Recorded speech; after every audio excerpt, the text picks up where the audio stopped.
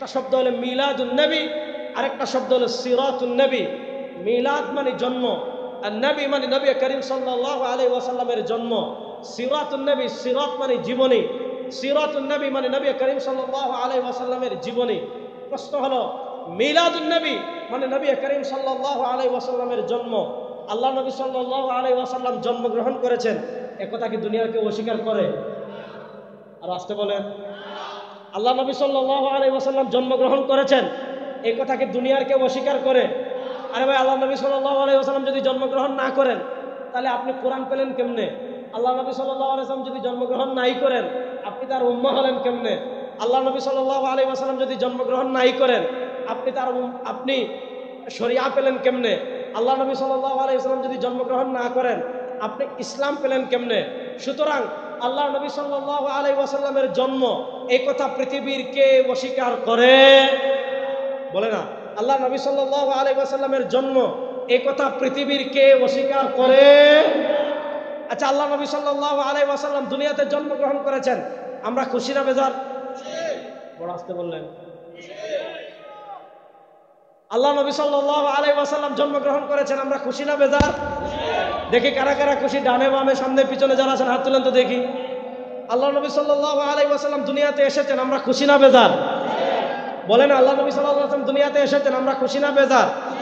এবার প্রশ্ন হলো, আল্লাহ নবী সাল্লাল্লাহু আলাইহি ওয়াসাল্লাম দুনিয়াতে এসেছেন, তার আগমনে আমরা খুশি। প্রশ্ন হলো, আল্লাহ নবী সাল্লাল্লাহু আলাইহি ওয়াসাল্লামের আগমনের খুশি আমরা কিভাবে প্রকাশ করব? এটা আমাদের বোঝার দরকার আছে না নাই? আমরা বলি খুব সহজ, এখানে কোনো যদিও নাই, এখানে যদি কিন্তুও নাই। আমরা বলি আল্লাহ নবী সাল্লাল্লাহু আলাইহি ওয়াসাল্লামের জন্মের খুশি আমরা ওইভাবে করব যেভাবে করেছেন নবী করিম সাল্লাল্লাহু আলাইহি ওয়াসাল্লাম।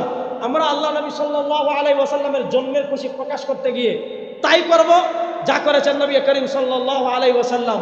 আল্লাহ নবী সাল্লাল্লাহু আলাইহি ওয়াসাল্লাম যাই করেছেন তা বাদ দিয়ে মন গড়া নিজে আবিষ্কার করে কোনো কিছু করব, হিসাব সহজ।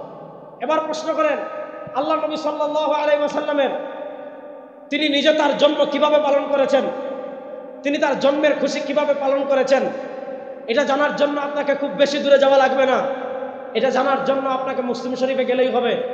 হযরত আবু কাতাদা আনসারী রাদিয়াল্লাহু তাআলা আনহু থেকে বর্ণিত, নবী করিম সাল্লাল্লাহু আলাইহি ওয়াসাল্লাম সপ্তাহে প্রত্যেক সোমবারে রোজা রাখবেন।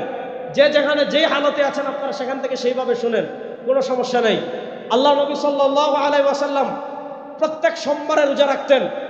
নবী করিম সাল্লাল্লাহু আলাইহি ওয়াসাল্লামকে সাহাবা একরাম জিজ্ঞাসা করলেন, এটা মুসলিম শরীফের হাদিস, সুইলা আন সিয়াম ইয়াউমিল ইসনাইন, ওগো আল্লাহ নবী সাল্লাল্লাহু আলাইহি ওয়াসাল্লাম আপনি প্রত্যেক সোমবারে রোজা রাখেন কেন? মুসলিম শরীফের হাদিসে দুইটা কারণ পাওয়া যায়। এর সাথে আশ-শামাইলুল মুহাম্মাদিয়াতে ইমাম তিরমিজি রাহিমাহুল্লাহ তিনটা আরেকটা কারণ বর্ণনা করেছেন। সোমবারে রোজা রাখার তিনটা কারণ পাওয়া যায়। কারণ নম্বর 1, নবী করিম সাল্লাল্লাহু আলাইহি ওয়াসাল্লাম সোমবারে রোজা কেন রাখতেন? 1 নম্বর কারণ বলেছেন ফিহি উলিদতু, সোমবারে আমি জন্মগ্রহণ করেছি। সোমবারে রোজা রাখার 2 নম্বর কারণ বলেছেন ফিহি উবাসু আলাইয়া, সোমবারে আমার উপর প্রথম ওহী এসেছে। 3 নম্বর কারণ যেটা শামাইলুত তিরমিজিতে এসেছে, নবী করিম সাল্লাল্লাহু আলাইহি ওয়াসাল্লাম বলেছেন সোমবারে বান্দার আমল আল্লাহর কাছে পেশ করা হয়। ইন্নী উহিব্বু আন উরাদা আমালি ওয়া আনা সাইম, নবী করিম সাল্লাল্লাহু আলাইহি ওয়াসাল্লাম বলেন আমি এটা পছন্দ করি আমার আমল আল্লাহর কাছে এমনভাবে পেশ করা হোক যেন আমি রোজাদার।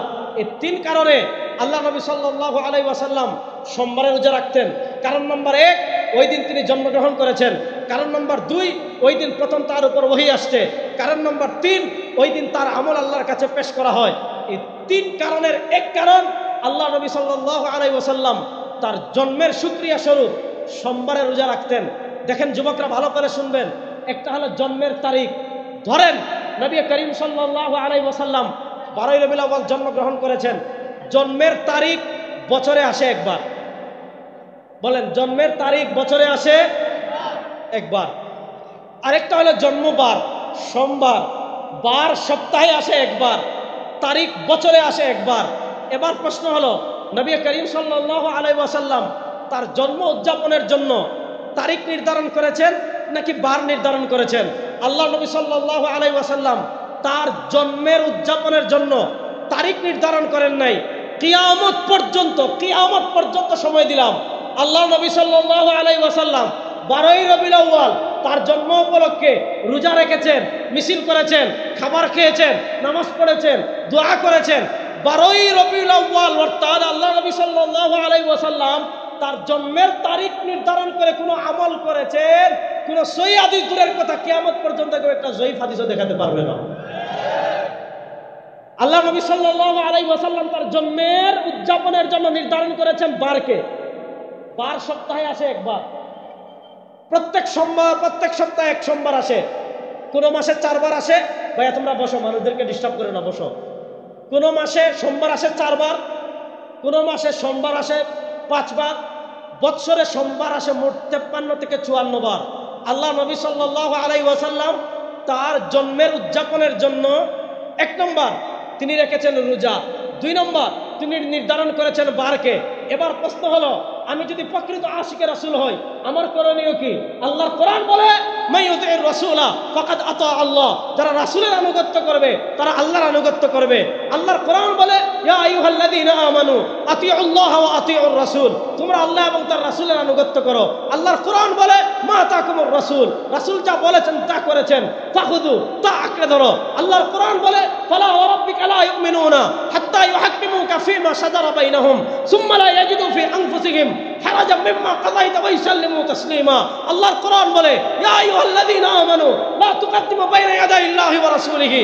এখন আমার প্রকৃত আমি যদি আশিকে রাসূল হই, আমার করণীয় কি? রাসূল যা করেছেন তা করা, না রাসূলের করা বাদ দিয়ে মন গড়া আরেকটা করা? রাসূল করিম সাল্লাল্লাহু আলাইহি ওয়াসাল্লাম যা করেছেন তা করা। এবার আপনি যদি আল্লাহর নবীর জন্মের শুকরিয়া আদায় করতে চান, 1 নম্বর তারিখ নির্ধারণ করে কোন আমল আল্লাহ নবী সাল্লাল্লাহু আলাইহি ওয়াসাল্লাম থেকে প্রমাণিত না। আল্লাহর নবী আমল করেছেন বার নির্ধারণ করে। 1 নম্বর তিনি নির্ধারণ করলেন বারকে, আমি নির্ধারণ করলাম তারিখকে। তিনি নির্ধারণ করলেন রোজা, আমি বানাইলাম ঈদ, নাম দিছে আশিকে রাসূল। আল্লাহ তাআলা হেদায়েত দান করুন। এবার একটা জিনিস বুঝেন, আজকে গেল সেপ্টেম্বরের 10 তারিখ, তাই তো নাকি? এই যুবকরা ভালো করে বলেন, আজকে কি ঈদের দিন? জোরে বলে না। গতকালকে কি ঈদ ছিল? আগামীকাল কি ঈদ হবে? রমাদানের 27 তারিখ লাইলাতুল কদর, এটা কি ঈদের দিন? বলে না কেন? তাহলে শবে বরাত এটা তো অত্যধিক ফজিলতপূর্ণ এক রাত, এটা তো নিশ্চিত ঈদের দিন। কথা বলে না। জিলহজ মাসের 5 তারিখ ঈদের দিন, রজব মাসের 20 তারিখ ঈদের দিন, মুহররম মাসের 10 তারিখ ঈদের দিন। ভালো করে মাথায় বসাইয়েন, কি বলি? কোন দিন ঈদ হবে, কোন দিন ঈদ হবে না, মনোযোগ। কোন দিন ঈদ হবে, কোন দিন ঈদ হবে না, এটা নির্ধারণ করার অথরিটি কোনো উম্মার নাই। বলে এটা নির্ধারণ করার অথরিটি কোনো উম্মার। সাহাবায়ে কেরাম চাইলে কোনো দিনকে ঈদ বানাতে পারেন। ইমামে আজম আবু হানিফা রাহিমাহুল্লাহ চাইলে কোনো দিনকে ঈদ বানাতে পারেন। ইমাম শাফি চাইলে কোনো দিনকে ঈদ বানাতে পারেন। কোন দিন ঈদ হবে, কোন দিন ঈদ হবে না, এটা নির্ধারণ করবেন আল্লাহ এবং তার রাসূল।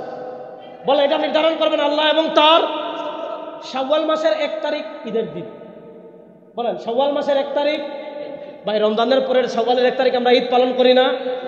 শাওয়ালের 2 তারিখও ঈদ না, 5 তারিখও ঈদ না, রমাদানের 30 তারিখও ঈদ না, 27 তারিখও ঈদ না, 25 তারিখও ঈদ না, কিন্তু শাওয়াল মাসের 1 তারিখ ঈদ। কেন 1 তারিখ ঈদ নির্ধারণ করেছেন? সরওয়ারে দু আলম, তাজদারে মদিনা, ফখরে মওজুদাত জনাবে মুহাম্মদুর রাসূলুল্লাহ।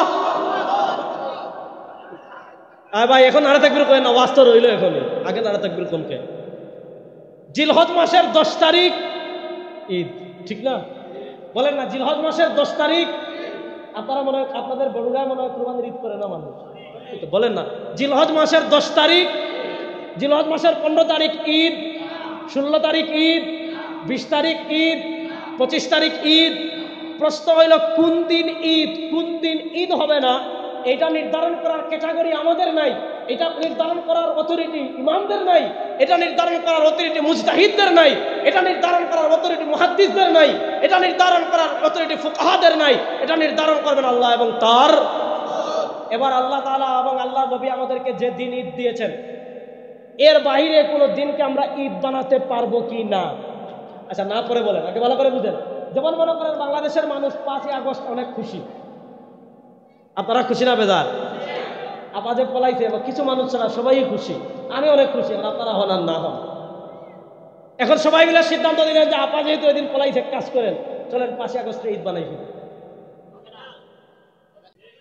হ্যাঁ, আচ্ছা বলেন, মনে করেন আগামী মাসের 5 তারিখ উদাহরণস্বরূপ ধরেন বায়তুল মাকদিস যদি বিজয়ী হয়, আমরা খুশি হব না বেজার হব? এখন বললেন যে যেহেতু এদিন বায়তুল মাকদিস বিজয় হয়েছে, কাজ করেন ওইদিনকে ঈদ বানাই ফেলি। এখন প্রশ্ন হলো মনোযোগ, আল্লাহ নবী সাল্লাল্লাহু আলাইহি ওয়াসাল্লাম যে কয়েকটা দিনকে ঈদ বানিয়েছেন, এর বাহিরে কোন দিনকে আমি ঈদ বানাতে পারবো কিনা? হাদিসে যান।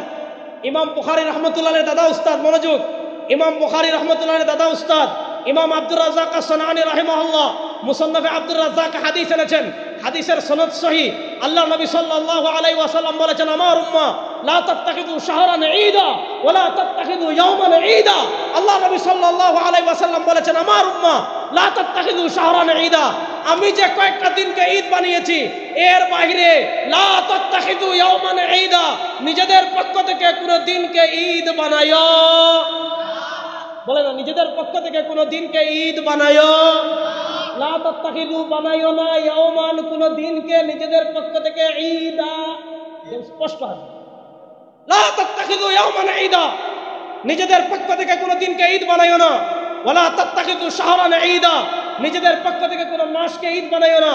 এই হাদিসের ব্যাখ্যায় আপনারা দেখবেন ইমাম ইবনে রাজব হাম্বলী রাহিমাহুল্লাহ তিনি তার লাতাইফুল মাআরিফ ফিমা লিমাওয়াসিমিল আম মিনাল ওয়াযাইফ, ওই কিতাবে তিনি স্পষ্ট ভাষায় বলেছেন, আল্লাহ নবী সাল্লাল্লাহু আলাইহি ওয়াসাল্লাম যে কয়েকটা দিনকে ঈদ বানিয়েছেন, ওয়া কুল্লু মা আদা যালিকা ফাত্তিখাযুহু ঈদান ওয়া মাওসিমান বিদআতুন লা আসলাহু।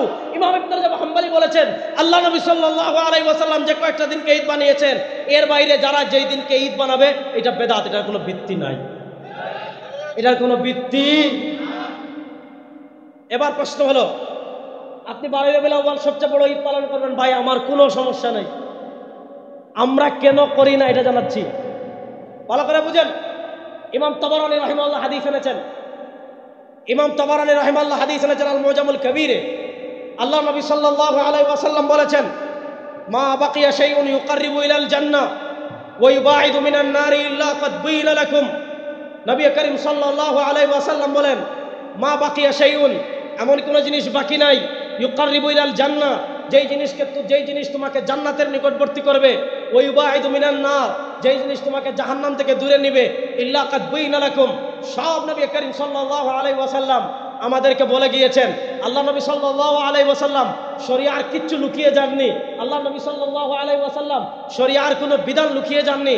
এবার আমার যুবকদের কাছে আমি জানতে চাই, 12 রবিউল আউয়াল যদি সব ঈদের বড় ঈদ হয়, আল্লাহ নবী সাল্লাল্লাহু আলাইহি ওয়াসাল্লাম সেই বড় ঈদ সম্পর্কে আমাদেরকে জানাতেন কি জানাতেন না? তাহলে আপনি কি এটা মনে করেন যে আল্লাহ নবী সাল্লাল্লাহু আলাইহি ওয়াসাল্লাম ছোট ঈদ উম্মাহকে জানাই গেছেন আর বড় ঈদ সম্পর্কে জানাইতেন না? নাউজুবিল্লাহ। অথচ আল্লাহ বলে, জানালি আমা আকমালতু লাকুম দীনাকুম, আমি দিন পরিপূর্ণ করে দিয়েছি, ওয়া আতমামতু আলাইকুম নি'মাতি, আল্লাহ নবী বলেন সব বর্ণনা করে দিয়েছি। এবার বলেন 12 রবিউল আউয়াল যদি সবচেয়ে বড় ঈদ হতো, সবার আগে বড় ঈদ পালন করতেন নবী করিম সাল্লাল্লাহু আলাইহি ওয়াসাল্লাম, করতেননি? কথা বলে না, করতেননি? হযরত সিদ্দিক আকবর রাদিয়াল্লাহু তাআলা করতেন কি করতেন না? হযরত ওমর ইবনুল খাত্তাব করতেন কি করতেন না? ইমাম আবু হানিফা, ইমাম শাফি, ইমাম মালিক, ইমাম আহমদ ইবনে হাম্বল, ইমাম বুখারী, ইমাম মুসলিম, ইমাম আবু দাউদ, ইমাম নাসাই, ইমাম ইবনে মাজাহ, ইমাম তাহাবী, ইমাম বাইহাকী, কত ইমামের নাম বলবো ভাই? ইসলামের প্রথম 800 বছরে হাজার হাজার মুজতাহিদ, হাজার হাজার ফুকাহা, হাজার হাজার বড় বড় ইমামগণ, যারা এই উম্মার কাছে দ্বীনের হেফাজত করে গিয়েছেন, ইলমের হেফাজত করে গিয়েছেন, ফিকহের হেফাজত করে গিয়েছেন, কেউ তাদের জীবনে 12 রবিউল আউয়াল কখনো সাইদুল আয়াদ, সকল ঈদের সেরা ঈদ পালন করেন। আমি আপনাদেরকে আরেকটা তথ্য দিই, এটা তথ্য পাবেন ইমাম ইবনে দাকিক আল ঈদ রাহিমাহুল্লাহ 702 হিজরিতে ইন্তেকাল করেছেন। তার লিখিত কিতাব আছে ইহকামুল আহকাম, শরহ উমদাতুল আহকাম।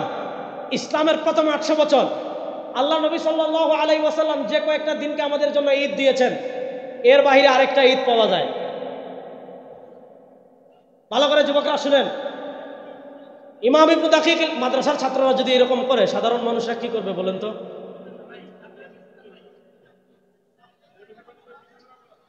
ভালো করে শুনেন, ইমাম ইবনে দাকিক আল ঈদ রাহিমাহুল্লাহ থেকে 700 বছর আগে তিনি তার ইহকামুল আহকাম শরউ উমদাতুল আহকাম, মনোযোগ, সে কিতাবে লিখেছেন ওয়াকাদ মানানা ইহদাস মা হুয়া শিআরুন ফিদ্দিন। আরো লম্বা ইবারত, পুরোটা আমার এই মুহূর্তে মনে আসতেছে না। ইমাম ইবনে দাকিক আল ঈদ রাহিমাহুল্লাহ বলেছেন, ইসলামের প্রথম 700 বছরে নবী করিম সাল্লাল্লাহু আলাইহি ওয়াসাল্লাম যে কয়েকটা দিনকে ঈদ বানিয়েছেন, এর বাইরে আরেকটা ঈদ পাওয়া গেছে, সেটা হলো রাফিজিদের ঈদ। শিয়া রাফিদি যারা, তারা 18ই জিলহজকে ঈদে গাদিরে খুম পালন করে। আমাদের বাংলাদেশের শিয়াদের উৎপাত শুরু হয়েছে, তারাও ইদানিং ঈদে গাদিরে খুম পালন করা শুরু করেছে। এই ইসলামের প্রথম 800 বছর 12ই রবিউল আউয়াল কোনো ঈদ ছিল না। আপনি পালন করেন, আমার কোনো সমস্যা নাই। আপনি সকল ঈদের সেরা ঈদ বলেন, আমার কোনো সমস্যা নাই। আমি শুধু আপনাদেরকে এতটুকু জানানো প্রয়োজন ছিল যে আল্লাহ নবী সাল্লাল্লাহু আলাইহি ওয়াসাল্লাম নিজেদের পক্ষ থেকে কোনো দিনকে ঈদ বানাতে নিষেধ করেছেন। এই জন্য ইসলামের প্রথম 800 বছর রবিউল আউয়ালে কোনো ঈদ ছিল না, কোনো সকল ঈদের সেরা ঈদ ছিল না। এখন আপনি যদি রাসূলুল্লাহ সাল্লাল্লাহু আলাইহি ওয়াসাল্লামের জন্মের ভালোবাসা প্রকাশ করতে চান, আপনাকে কি করতে হবে?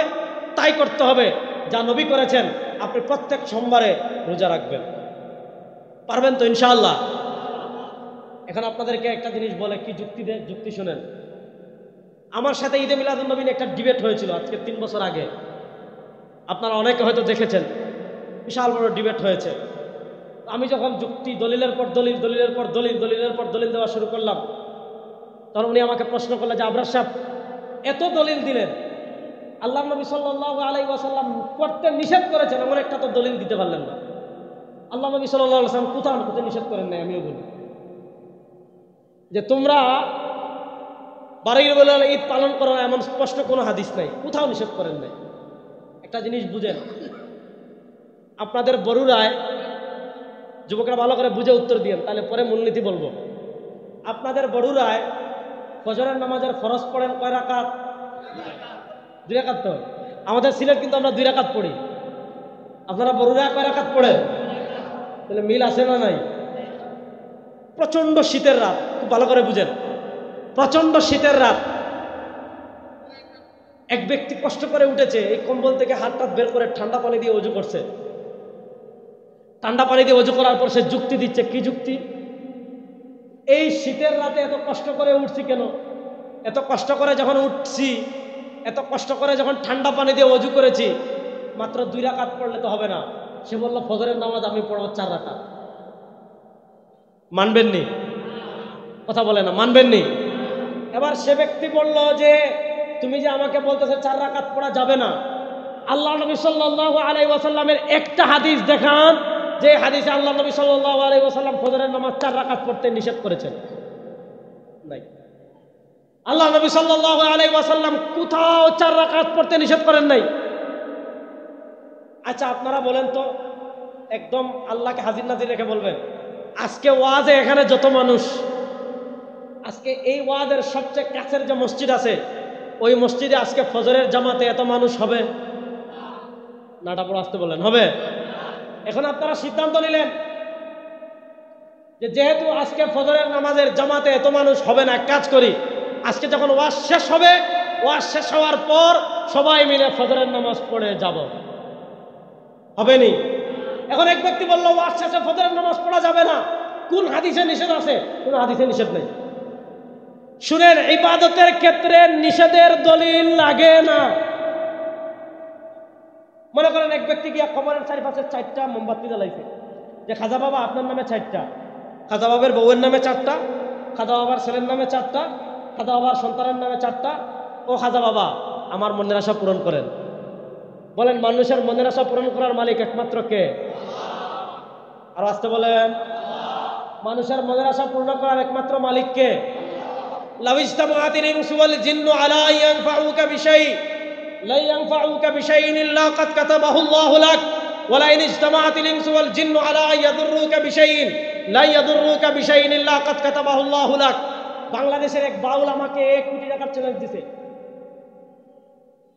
বলছে এই যে একটা ছেলে আছে রেজাউল করিম আমরার, তাকে 1 কোটি টাকা চ্যালেঞ্জ দিলাম। ভাই আমি 1,000 টাকা দিয়ে কি করব? প্রশ্ন হলো কিসের চ্যালেঞ্জ দিছে?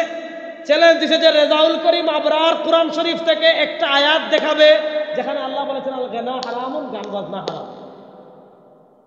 আল্লাহ কোরআনের কোথাও বলেন নাই গান বাজনা হারাম, আল গানা হারামুন এই শব্দ নাই, আমিও বলি নাই। তাহলে প্রশ্ন হলো সে কোরআন শরীফ দিয়ে কেন চ্যালেঞ্জ করলো? দুটা জিনিস বুঝেন,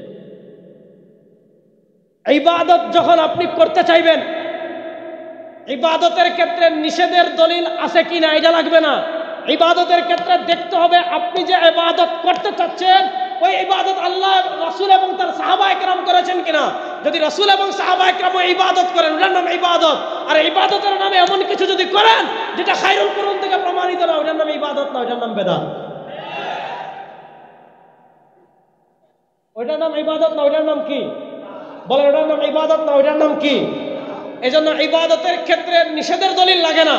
ইবাদতের ক্ষেত্রে দেখতে হবে আপনি যে ইবাদত করছেন ওই ইবাদত নবী এবং সাহাবায়ে কেরাম থেকে প্রমাণ আছে কি।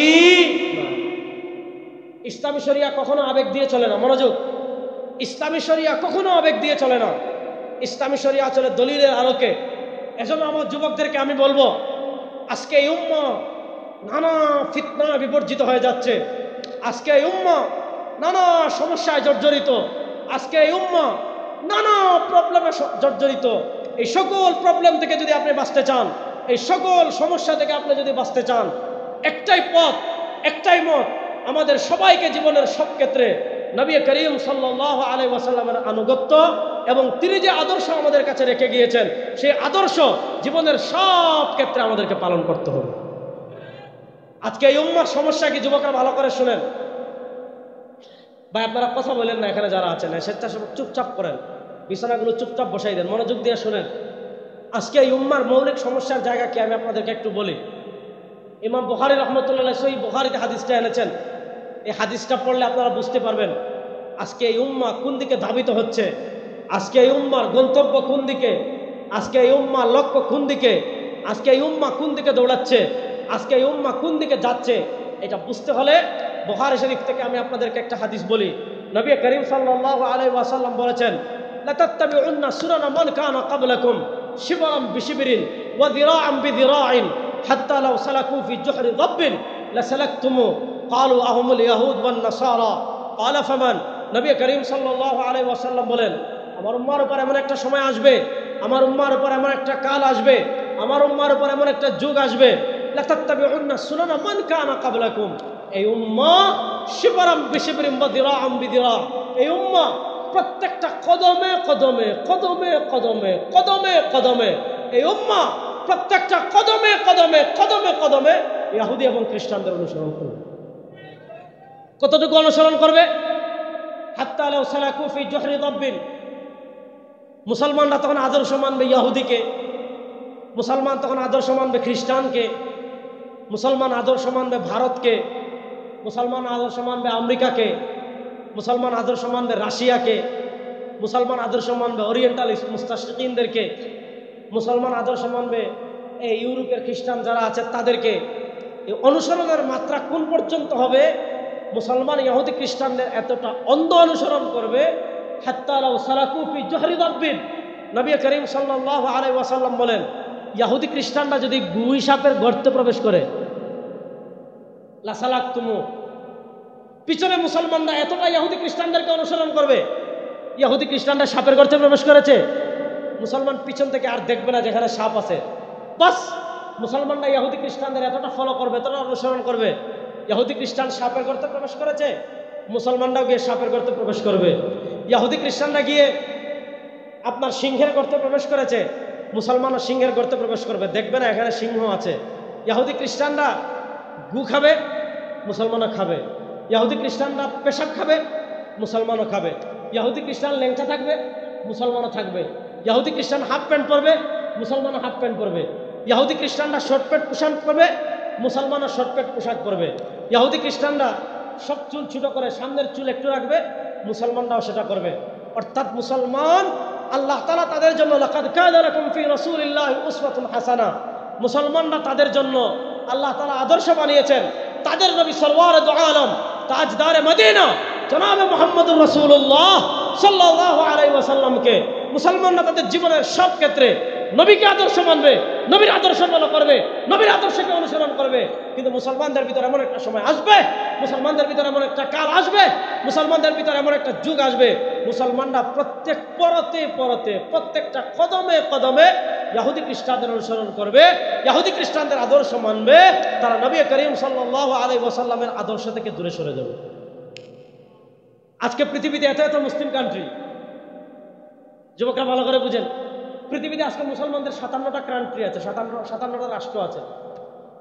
প্রশ্ন হলো, মুসলমানদের 57টা রাষ্ট্র থাকতে আপনি দেখবেন পৃথিবীতে যদি কোথাও একজন হিন্দু নির্যাতিত হয়, দেখবেন হিন্দুরা তাদের পক্ষে, ভারত তাদের পক্ষে দাঁড়িয়ে গিয়েছে।